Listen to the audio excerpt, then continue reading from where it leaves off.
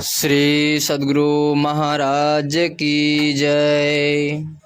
परमाराध्य गुरुदेव का आशीर्वचन है, बिना सत्संग के विवेक नहीं होता। प्यारे लोगों, आप लोग देखते ही हैं कि मैं कितना बूढ़ा हो गया हूँ, बहुत बोलने में अशक्त हूँ, फिर भी मुझको कुछ कहना ही चाहिए तो मैं कहता हूँ। आप लोग बहुत अच्छा करते हैं कि रविवार के रविवार यहाँ आकर सत्संग करते हैं। सत्संग से क्या लाभ होता है सो बताता हूँ। गोस्वामी तुलसीदास जी ने रामचरितमानस में लिखा है, सत्संगति मुद मंगल मोला, सोई फल सिद्धि सब साधन फूला। मुद किसको कहते हैं? इनमें पहले ही आता है मोद शब्द। मुद, म में ह्रस्वर उकार और द। मुद का अर्थ है आनंद।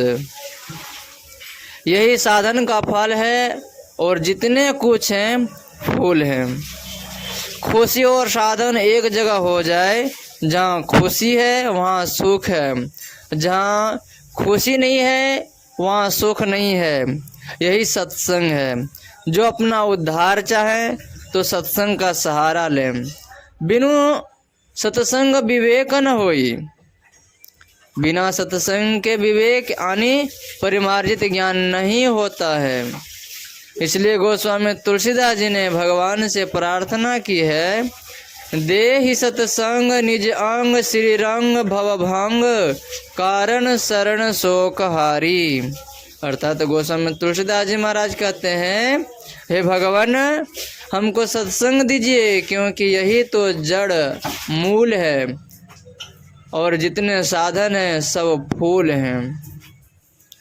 मति कीरति गति भोति भलाई, और जब जेहि जतन जहाँ जेहि पाई, सो जानव सत्संग प्रभाव, लोक वेदन अन उपाओ।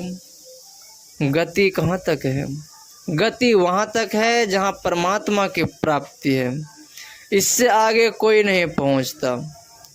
जो कोई परमात्मा तक पहुँचते हैं वे जानते हैं कि यह किस तरह होगा। जिस तरह होने से फिर कोई बात बाकी नहीं रह जाती। यही मंगल का शुभ का मूल है। और जितने भी साधन हैं, योग अभ्यास ध्यान अभ्यास, ये सब साधन फूल है। लेकिन सबसे बढ़कर क्या है? सबसे बढ़कर ध्यान है। जिधर ध्यान नहीं जाता है उधर का काम नहीं बनता है।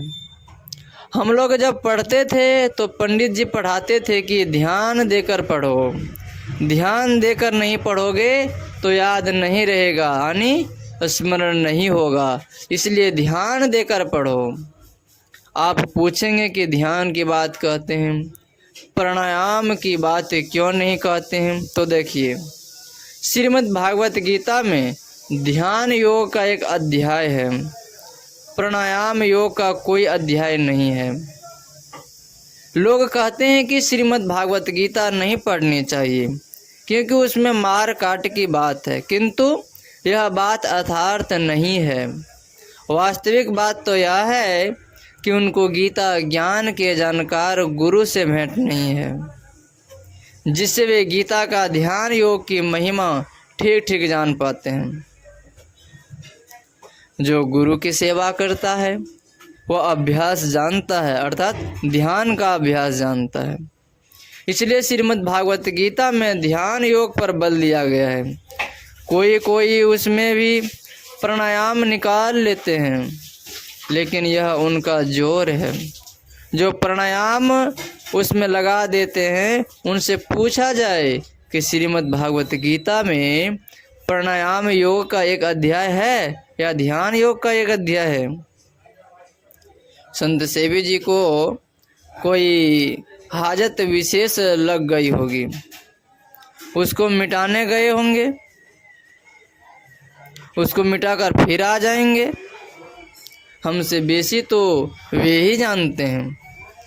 अगर कोई उनकी तरह बेसी जानते हैं तो आवे और जहाँ संत सेवी जी बैठे हैं वहाँ बैठ जाएं, यह भी होने योग्य नहीं है, इसलिए कोई नहीं आते हैं। मैं गति के संबंध में कह रहा था, गति कहाँ तक है? जहाँ तक जाओ जाओ जाओ जाओ और आखिर में नहीं जाया जाए, यह काम मोक्ष तक जाना। एक ही जन्म की बात नहीं है, इसके लिए बहुत जन्मों तक साधन करना होगा। इसलिए कहे कबीर सुनो धर्म आगारा, अमृत हंस ले पार उतर भवसागरा। इसी तरह मैं भी एकदम मोक्ष नहीं चाहता हूँ, बारंबार आऊँगा और जाऊँगा तो बहुतों को संग लिए जाऊँगा।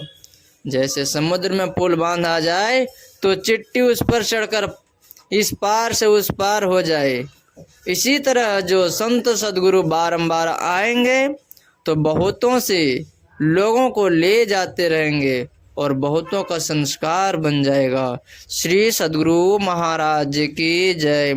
यह प्रवचन महर्षि मिहि आश्रम कुप्पा घाट भागलपुर में साप्ताहिक सत्संग के शुभ अवसर पर दिनांक 27/12/1981 ईस्वी को हुआ था। श्री सद्गुरु महाराज की जय।